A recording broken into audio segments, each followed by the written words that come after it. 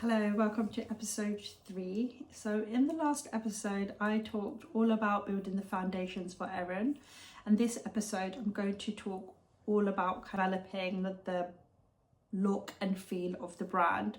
So we'll talk logos, colours, and what I would want you to feel as part of kind of building the brand aesthetics. So let's talk about why brand identity matters.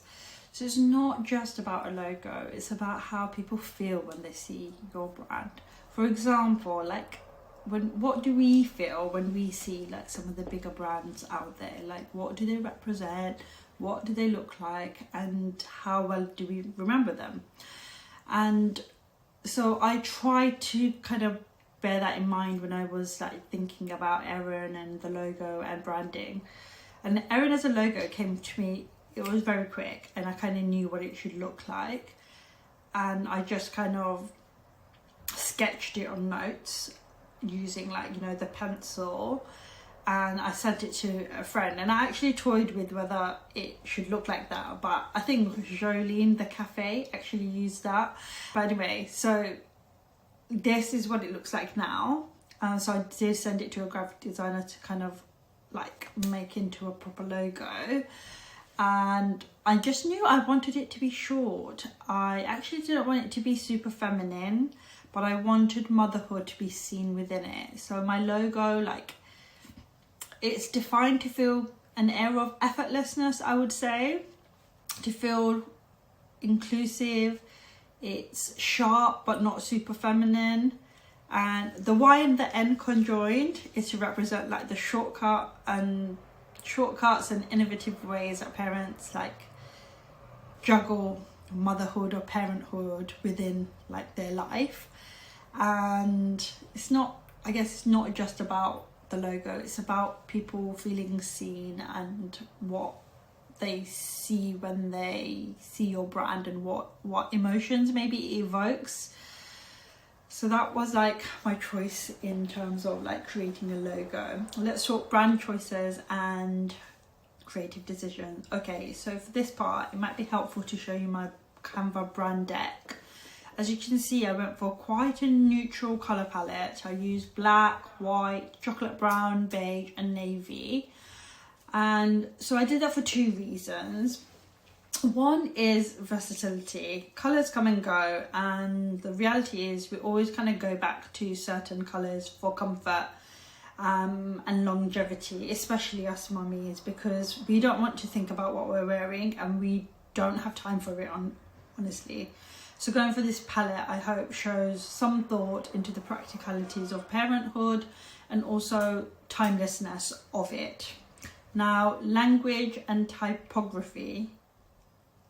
Now this one I'm still learning. I want my language to be simple but engaging, perhaps even conversational. I need to kind of work a format that brings it into life, and like you can see that in everything we're showcasing, whether it's website, whether it's how we sell our stuff. So that's something I'm working on. But typography wise, I am trying to use like something basic, something understated, thoughtful, simple, clear.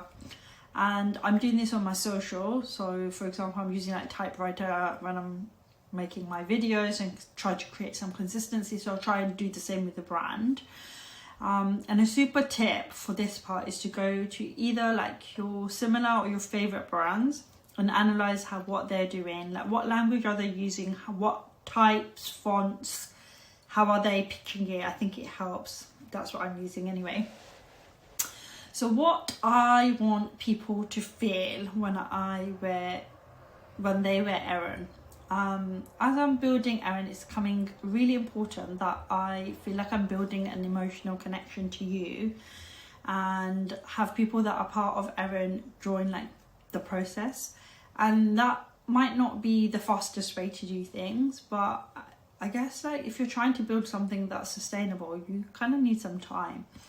So I do want a person that sees someone that wears our product eventually to know that they're stylish, but they're also got like values and they're making things that are clean, high quality, which is super important aesthetically, but also like to to feel good and to feel comforting, and we can talk about quality in that another time. And yeah, so that's how ERYN's brand identity is coming to life. It's still evolving, but this is like the visual foundation for it.